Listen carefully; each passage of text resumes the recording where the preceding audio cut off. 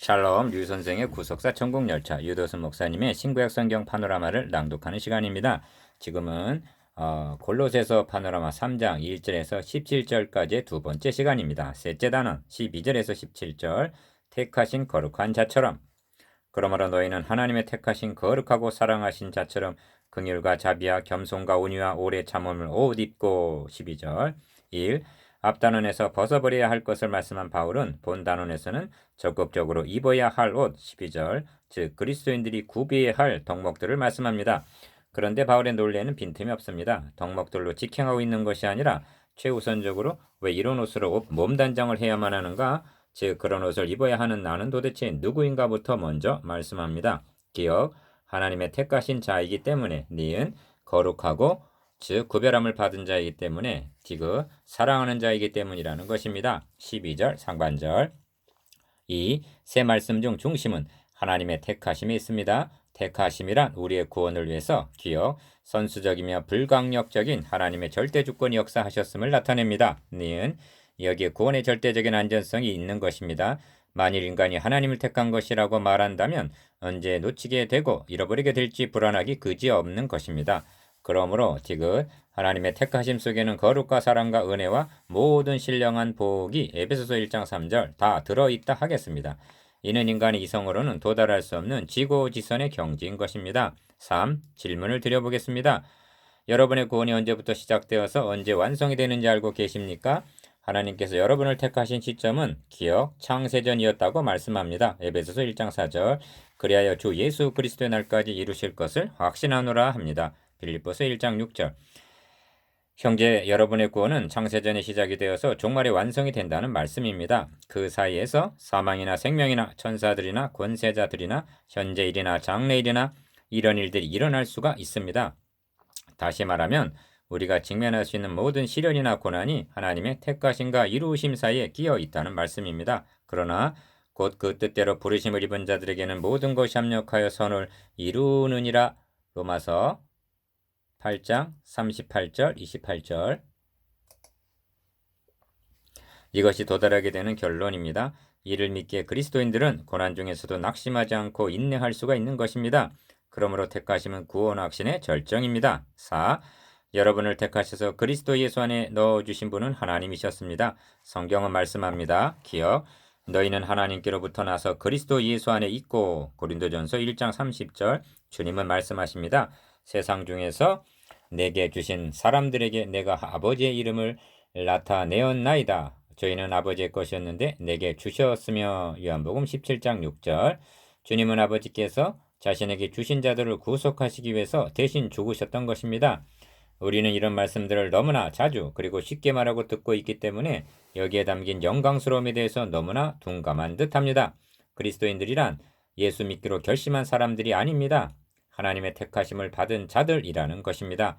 택하셨다는 말은 니은 사랑하셨다는 말이며 디귿 거룩하게 구별이 되었다는 뜻이기도 합니다. 그러므로 너희는 하나님의 택하신 거룩하고 사랑하신 자처럼 옷을 입으라 하고 12절 상반절 말씀하는 것입니다. 예나 이제나 이러한 자신의 정체성을 망각하고 있는 것이 그리스도인들의 가장 큰 위험이 될 수가 있습니다. 5. 이를 알았기에 바울은 고린도전서 6장 한 장에서 6번이나 알지 못하느냐 하고 이를 각성시키고 있는 것입니다.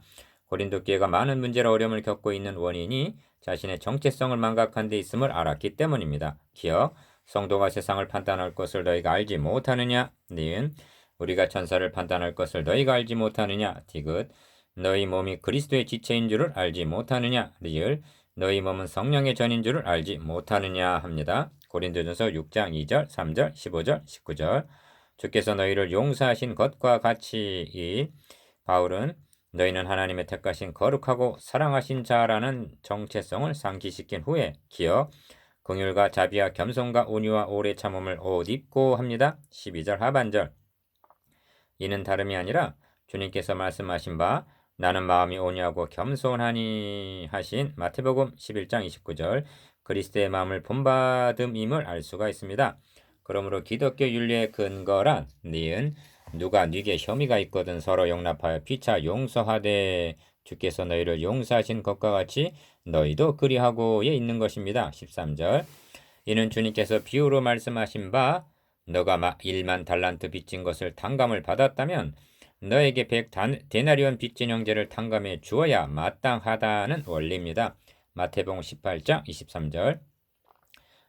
그러므로 설교의 강조점을 사람이 행해야 할 일보다는 하나님께서 먼저 그리스도를 통하여 행해 주신 일, 다시 말하면 나 같은 죄인을 용서해 주시고 용납해 주시는 것이 어떻게 해서 가능하게 되었는가에 강조점을 두어 이를 먼저 더 많이 증거해 주어야만 하는 것입니다.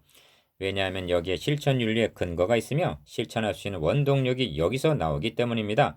그리하여 성도들로 하여금 이를 더 많이 묵상하도록 해 주어야만 하는 것입니다. 그렇게 할 때 니은 주께서 너희를 사랑하신 것과 같이, 주께서 너희를 오래 참으신 것과 같이, 주께서 너희를 용서하신 것과 같이, 주께서 너에게 긍휼과 자비를 베푸신 것과 같이 너희도 그리 할 수가 있게 된다는 말씀입니다.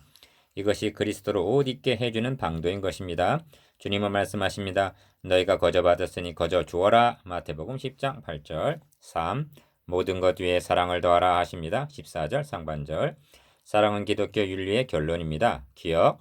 이는 온전하게 매는 띠니라 합니다. 14절 하반절. 띠라는 표현에서 지금 옷을 입고 있는 장면임을 연상하게 합니다.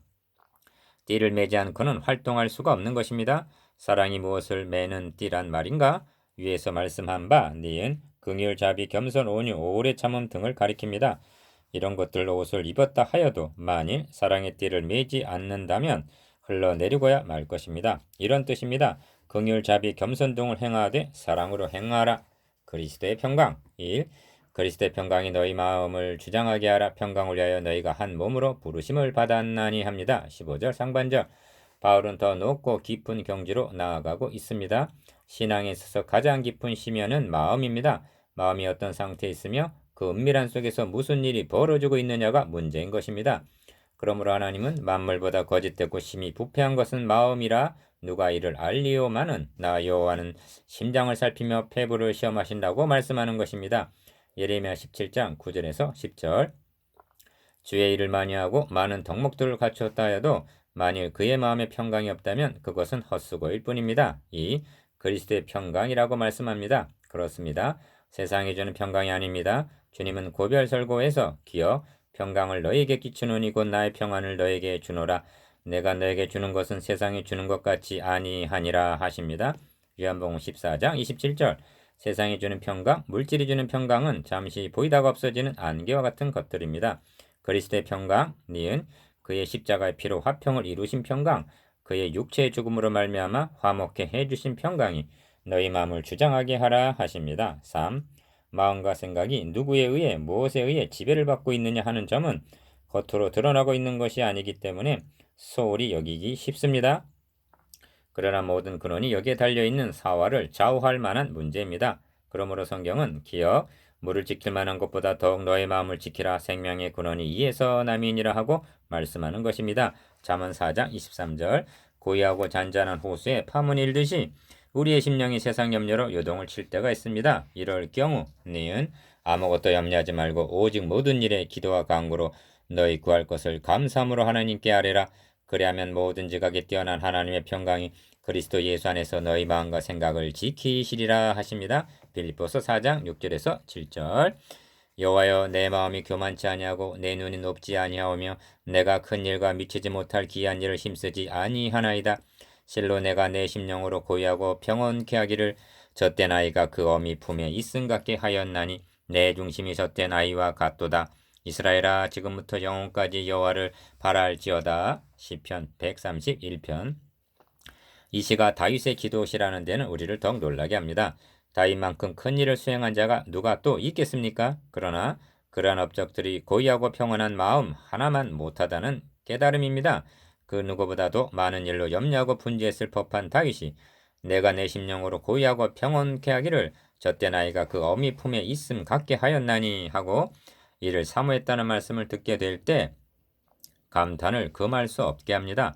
주님께서는 준비하는 일이 많아 마음이 분주한 마르다를 향해 너가 많은 일로 염려하고 근심하나 그러나 몇 가지만 하든지 혹 한 가지만이라도 족하니라 하셨습니다. 누가복음 10장 40절에서 41절. 감사하는 자가 되라. 1. 또한 너희는 감사하는 자가 되라 하십니다. 15절 하반절. 그리스도의 평강이 마음을 주장하게 될 때 필연적으로 또한 감사하는 자가 될 것입니다. 15절에서 17절까지를 보십시오. 바울은 권면의 마지막을 감사하라는 말씀으로 매듭을 짓고 있습니다. 감사하는 자가 되라 15절, 마음의 감사함으로 하나님을 찬양하고 16절, 그를 힘입어 하나님 아버지께 감사하라 하십니다. 17절, 어떤 사람들이 감사하는 자가 될 수가 있는가? 2. 그리스도의 말씀이 너희 속에 풍성히 거하여 합니다. 16절 상반절, 그리스도의 평강이 그리고 아버지 하나님께 대한 감사가 자동적으로 이루어지는 양 생각하는 분들이 있습니다. 기여, 기쁨, 평강, 감사 등은 그렇게 기계적으로 주어지는 것이 아닙니다. 그의 속에 풍성히 거하는 니은 말씀이라는 셈에서 솟아나는 것입니다. 그리스도의 말씀이 그 속에 풍성히 거하는 사람은 어떤 사람인가? 16절에서 17절 말씀과 에베소서 5장 18절에서 20절 말씀을 주의 깊게 대조해 보시기를 바랍니다. 바울은 이 두 서신을 같은 시기에 같은 장소에서 기록하고 있기 때문에 그럴 만한 가치가 있는 것입니다. 3. 그리스도의 말씀이 너희 속에 풍성히 거하여 모든 지혜로 피차 가르치며 권면하고 시와 찬비와 신령한 노래를 부르며라는 3장 16절 대목이 에베소서에서는 기억 술 취하지 말라 이는 방탕한 것인 오직 성령의 충만을 받으라 시와 찬미와 신령한 노래들로 서로 화답하며로 되어 있음을 보게 됩니다. 에베소서 5장 18절에서 19절, 즉 그리스도의 말씀이 너희 속에 풍성히 거하여라는 대목이 성령의 충만을 받으라로 달리 표현이 되어 있는 것입니다. 니은 성령 충만하면 대번에 불을 받은 것인 양 여기는 경향이 있습니다만 우리가 상고하고 있는 말씀이 실천윤리를 권면하고 있는 문맥임을 유념하시기 바랍니다. 그리스도의 말씀이 너희 속에 풍성히 거하여 그의 마음과 생각을 주장하게 될 때 이것이 성령에 의하여 지배를 받는 충만이라는 말씀입니다. 4. 이 점을 갈라디아서에서는 기여 너희는 성령을 조차 행하라 그리하면 육체 욕심을 이루지 아니하리라 육체의 소욕은 성령을 거스리고 성령의 소욕은 육체를 거스리나니 이 둘이 서로 대적하므로 너희의 원하는 것을 하지 못하게 하려 함이니라 말씀합니다.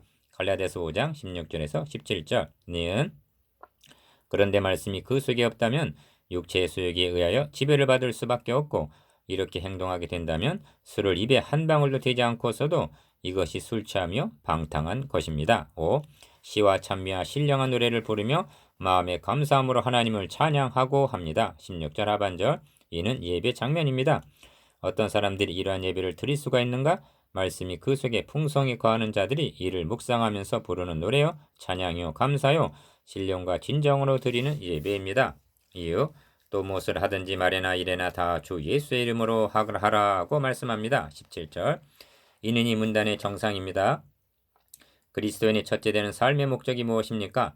주 예수의 이름에 있습니다. 바울은 선한 싸움을 싸우는 목적을 기어 주 예수의 이름을 위하여에 두고 있습니다. 로마서 1장 15절 주님은 바울을 부르실 때 그가 내 이름을 위하여 해를 얼마나 받아야 할 것을 내가 그에게 보이리라 하셨습니다. 사도행전 9장 16절 말씀하신 대로 바울은 그 이름을 위하여 이방인들에게 주의 복음을 증거하노라 해를 얼마나 받았던가 주님의 이름으로 한 일은 비록 냉수 한 그릇을 떠준 것일지라도 그 상을 잃지 아니하리라 하십니다. 성경은 말씀합니다. 니은 만일 누가 말하려면 하나님의 말씀을 하는 것 같이 하고 누가 봉사하려면 하나님의 공급하시는 힘으로 하는 것 같이 하라. 이는 범사에 예수 그리스도로 말미암아 하나님이 영광을 받으시게 하려 함이니 그에게 영광과 권능이 세세 무궁토록 있느니라. 아멘. 베드로전서 4장 11절 이것이 그리스도인의 삶의 원리입니다. 아무에게나 이렇게 하라고 권면하고 있는 것이 아닙니다. 또한 권면한다고 누구나 이렇게 할 수 있는 것도 아닙니다. 오직 하나님의 택하신 거룩하고 사랑하신 자만이 12절 이렇게 행할 수가 있는 것입니다. 그리스도의 말씀이 너희 속에 풍성히 거하는 자들만이 주 예수의 이름을 위하여 살아갈 수가 있는 것입니다.